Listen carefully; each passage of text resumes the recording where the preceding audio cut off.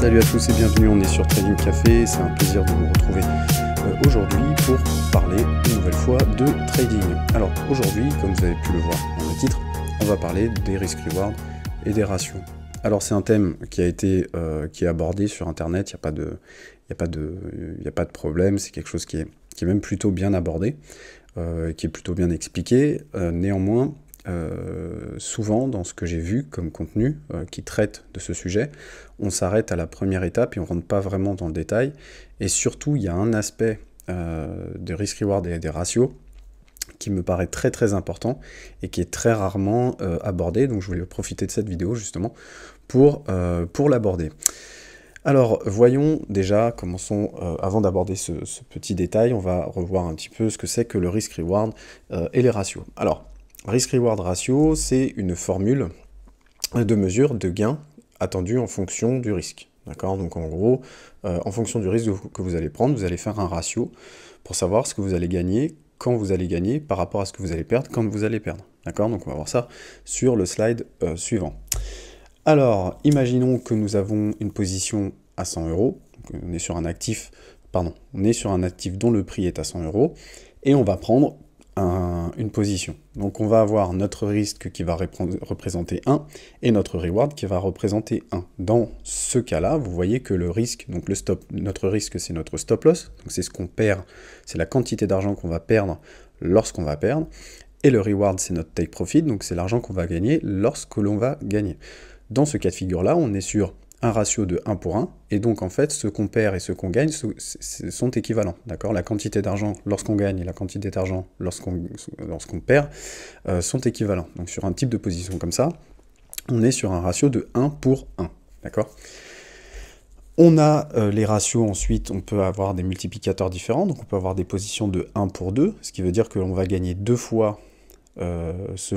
Quand on va gagner une quantité 2 fois supérieure à ce qu'on met en risque, donc à ce que l'on risque de perdre lorsqu'on rentre en position.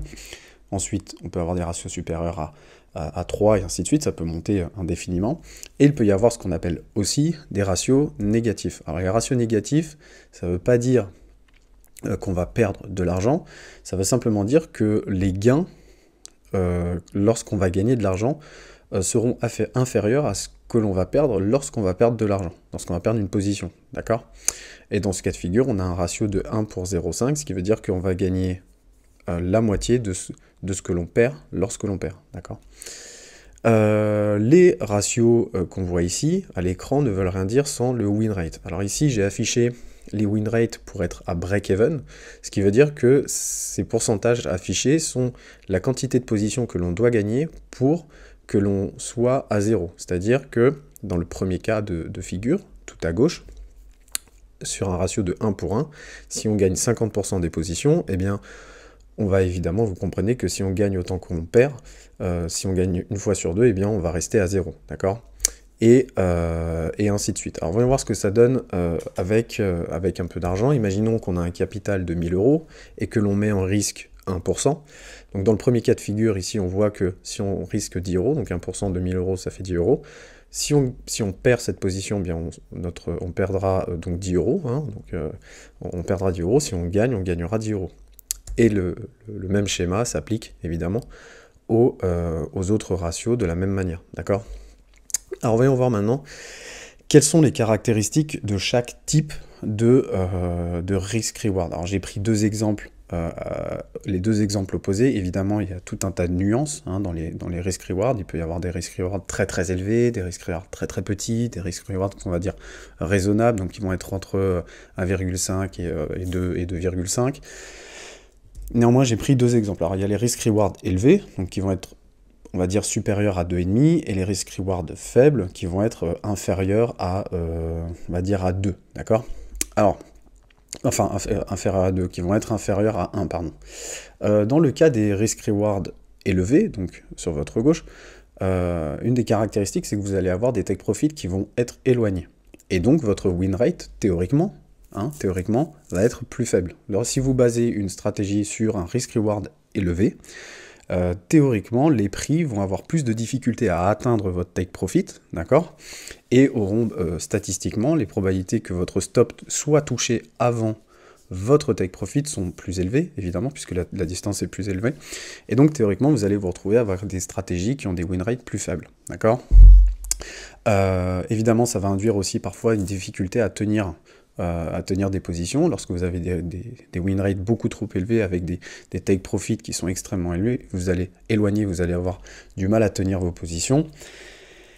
Néanmoins, les drawdowns vont être moins douloureux. Imaginons, je prends un cas de figure, vous avez un ratio de 1 pour 5, d'accord ? Donc il vous suffit de gagner une position sur 5. C'est-à-dire qu'il vous suffit de gagner 20% du temps pour que vous ne perdiez pas d'argent, d'accord ? Imaginons que vous enchaîniez 5 pertes d'affilée, il vous suffira d'une seule position gagnante pour rattraper vos 5 pertes, d'accord ? Maintenant, passons au risk-reward faible. Et là, évidemment, on est quasiment à l'inverse, c'est-à-dire que vous allez avoir des take profits qui vont être très proches, donc ça c'est évident, et à l'inverse, théoriquement, le win rate de votre stratégie, si elle est basée sur un risk-reward faible, donc ou négatif, inférieur à 1, donc vous allez gagner, imaginons, 8 et vous mettez en risque 10, vous allez avoir un win rate qui va être théoriquement plus élevé. Le problème de ça, c'est que vos drawdowns risque d'être un peu plus douloureux et être un peu plus long, puisque vous allez avoir une certaine difficulté à rattraper vos gains. Imaginons qu'on reprend l'exemple du slide précédent avec un ratio négatif de 1 pour 0,5. Imaginons que vous perdiez 4 positions d'affilée, vous prenez 4 stops d'affilée, et bien la quantité de trades gagnants qu'il va falloir faire pour rattraper ces 4 positions perdantes, ce sera 8. D'accord ? Donc il faut bien garder à l'esprit que toutes ces choses-là ont évidemment des impacts sur votre psychologie, sur votre état d'esprit quand vous allez trader, et que c'est pas du tout innocent. Donc il faut bien garder ça à l'esprit, parce que évidemment ça va avoir un impact, et en fonction des personnalités, ça peut avoir un impact positif, négatif, etc. Donc ça, c'est à vous de faire un petit sondage de vous-même, pas une introspection, mais en tout cas être conscient de ça pour pouvoir choisir au mieux le type de trading et donc le type de ratio qui vous correspond le mieux, et donc vous orienter vers des stratégies qui vous correspondent le mieux. Passons maintenant au thème en fait central, et ce que je veux que vous reteniez de cette vidéo, c'est le risk-reward et la gestion de position. Alors on va passer tout de suite sur les graphiques et on va voir un petit peu comment ça se passe. Donc, j'ai pris un exemple d'une journée récente, là je crois que c'était avant-hier ou avant-avant-hier, sur le DAX, donc on est en 1 minute, et prenons un exemple, imaginons qu'on prenne une position sur la cassure d'un niveau, donc c'est une stratégie de trading niveau 0, et on place une position avec un ratio de 1 pour 5. D'accord ? Donc je sais là que le cours va tomber, mais bon, c'est pour illustrer. Donc imaginons que le cours avance, se dirige en votre faveur, donc il parcourt une distance vers le take profit. Il y a quelque chose dont les gens n'ont pas conscience, c'est que effectivement les risk-reward est décidé à l'entrée en position, mais celui-ci n'est pas fixe dans le temps. Je m'explique. Lorsque le prix va évoluer dans votre sens, de manière favorable ou défavorable, eh bien ce risk-reward va changer en fait. Il va évoluer au fil du mouvement des prix.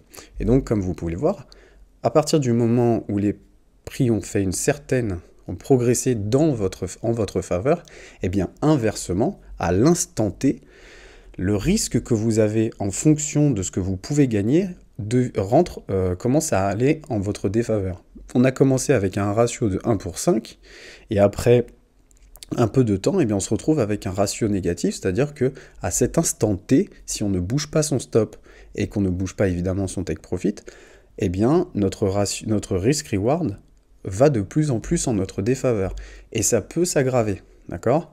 Donc à ce moment-là, on est passé de un ratio de 1 pour 5 à un ratio de 1 pour 0,25. Et comme vous pouvez le voir à l'écran, si on ne change pas son take profit et surtout son stop, si on n'accompagne pas son stop, la position en bougeant les stops de manière dynamique afin de ne pas être trop en risque à l'instant T, eh bien on peut se retrouver à un moment donné à avoir une position où on va risquer une quantité énorme pour aller chercher un tout petit gain. Alors évidemment, vous me direz, oui, mais c'est bien le take profit qu'il y avait au départ, etc., etc. Le problème, c'est que je reviens au tout début. Imaginons, vous prenez une position à cet endroit-là, d'accord? Et vous suivez avec votre stop. Eh bien, vous vous rendez compte qu'en fait, votre risk-reward, lui, va rester à instant T toujours positif, et donc il sera toujours plus intéressant de, même si le prix retrace jusqu'à votre stop, et que vous sortez avec un gain moindre que celui que vous espérez, eh bien c'est toujours préférable d'avoir une gestion dynamique de votre stop parce que ça va avoir pour impact d'avoir un risk-reward qui évolue en votre faveur au long de la position. D'accord? Puisque, pour revenir à l'exemple, pour continuer à dérouler le prix, vous voyez bien que sur cet exemple-là, on était parti donc d'un risk-reward de 1 pour 5, on avait fini avec un risk-reward de 1 pour 0,25. Donc dans cet exemple-là, je mettais les stops à chaque fois je mets les stops là à chaque fois qu'il fait qu'il casse un nouveau plus bas, et on met au dernier plus haut. Et on se rend compte qu'on peut se retrouver avec des positions tout le temps avec des ratios positifs. Et pourquoi c'est intéressant? Parce que vous allez voir ici, on finit par risquer toujours moins que ce que l'on peut gagner, mais surtout, ça nous évite de nous retrouver à avoir les prix qui reprennent notre latent, qui remange une grande quantité de ce que l'on a déjà gagné, en fait. Et ça, c'est très très important parce que ce qu'il faut se dire, c'est que à partir du moment où on a gagné tout ça comme distance, plus le prix, le trading, ce sont que deux choses. C'est des variations et du temps. D'accord? Et plus un mouvement se fait de manière presque unidirectionnelle, plus au fil du temps, la probabilité qu'un mouvement inverse s'enclenche augmente. Et donc, ce qu'il faut avoir en tête, c'est que à un moment donné, lorsque vous avez fait une très grande distance, il est inutile de continuer de s'entêter à vouloir aller absolument à son take profit au risque de rendre une grande quantité. Donc il faut absolument, au fur et à mesure que votre position est gagnante et que le risk-reward se réduit, en fait ce que vous devez faire, c'est devenir de plus en plus agressif quant à votre gestion de position. Et en fait, plus vous vous approchez de votre take profit, plus il faut être prêt à soi-même sortir de position en cas de signaux de retournement ou de faiblesse ou de ralentissement, etc. etc. Il faut être capable de sortir parce que ce serait bête de rater un beau gain pour un potentiel d'un dixième de la position. D'accord? Ce serait vraiment très dommageable. Et comme vous le voyez, les cours sont tout à fait capables de vous reprendre la moitié ou les 2/3 de ce que vous aviez déjà gagné. D'accord? Donc, pour conclure, le risk-reward, il est déterminé à l'entrée en position, mais il évolue avec les mouvements de prix. C'est important de le comprendre. Ça vous permettra d'améliorer votre gestion de position et de justement ne pas vous faire bouffer des gains que vous aviez pris et limiter la frustration, parce que le trading, c'est un jeu de frustration. Hein. C'est la gestion de votre frustration à la fin des fins, c'est ça. Hein.